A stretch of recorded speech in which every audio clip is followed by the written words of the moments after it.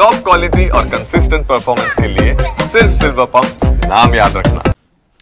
ಇನ್ನು ಸುರ್ಜೇವಾಲಾ ಪದೇ ಪದೇ ಬೆಂಗಳೂರಿಗೆ ಬರ್ತಾ ಇದ್ದಾರೆ, ರಾಜ್ಯಕ್ಕೆ ಬರ್ತಾ ಇದ್ದಾರೆ, ಬಂದು ಚರ್ಚೆ ಮಾಡ್ತಾರೆ, ಮತ್ತೊಂದು ಸರಿ ಬರ್ತಾರಂತೆ.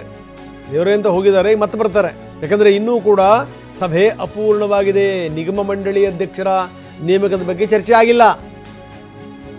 3 ಜನ ನಾಯಕರು ಸುದೀರ್ಘವಾಗಿ ಚರ್ಚೆ ಮಾಡಿದ್ದಾರೆ. ಸಿದ್ದರಾಮಯ್ಯ,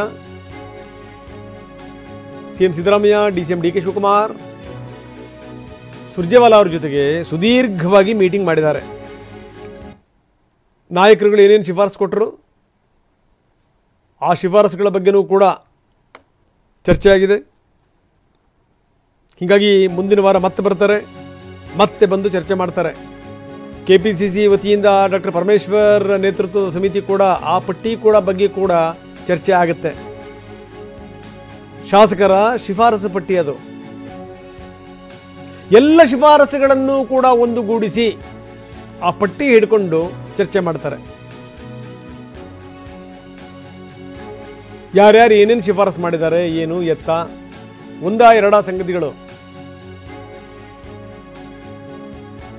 ಅನುದಾನ ಬಂದಿಲ್ಲ ಅನ್ನೋದ್ರಿಂದ ಹಿಡಿದು ನಮ್ಮ ಕಡೆಗೆ ಅಭಿವೃದ್ಧಿ ಕಾರ್ಯಗಳೇ ಆಗ್ತಾ ಇಲ್ಲ, ಹಿಂಗೆ ಆಗಿಬಿಟ್ರೆ ಮುಂದಿನ ದಿನಗಳಲ್ಲಿ ಜನ ನಮ್ಮನ್ನು ಧಿಕ್ಕರಿಸ್ತಾರೆ ಅನ್ನೋ ತನಕ ಮಾತಾಡಿದ್ದಾರೆ ನಾಯಕರ ಜೊತೆಗೆ.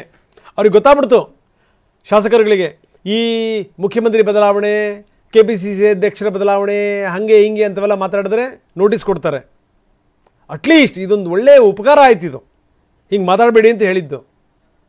ಯಾಕಂದರೆ ಇವಾಗ ಪಾಯಿಂಟ್ಗಳೇ ಇಲ್ಲ ಅಂತಂದರೆ, ಈಗ ಮುಖ್ಯಮಂತ್ರಿ ಬದಲಾವಣೆ ವಿಚಾರದ ಬಗ್ಗೆ ಚರ್ಚೆ ಇಲ್ಲ, KPCC ಅಧ್ಯಕ್ಷರ ವಿಚಾರಕ್ಕೆ ಸಂಬಂಧಪಟ್ಟಂಗೆ ಚರ್ಚೆ ಇಲ್ಲ ಅನ್ನೋದಾದರೆ, ಅಟ್ಲೀಸ್ಟ್ ಏನು ಅಂದರೆ ನಮ್ಮ ಕ್ಷೇತ್ರಗಳಲ್ಲಿ ಏನಾಗಬೇಕು, ಎಷ್ಟು ಹಣ ಬರಬೇಕಾಗಿತ್ತು, ಎಷ್ಟು ಬಾಕಿ ಇದೆ, ಎಷ್ಟು ಅನುದಾನದ ಅಗತ್ಯ ಇದೆ, ಏನೇನು ನಾವು ಆಶ್ವಾಸನೆ ಕೊಟ್ಟಿದ್ವಿ, ಪ್ರಾಮಿಸ್ ಮಾಡಿದ್ವಿ, ಇಲ್ಲಿ ತನಕ ಯಾವುದನ್ನು ಕೂಡ ಈಡೇರಿಸೋಕ್ಕಾಗಿಲ್ಲ.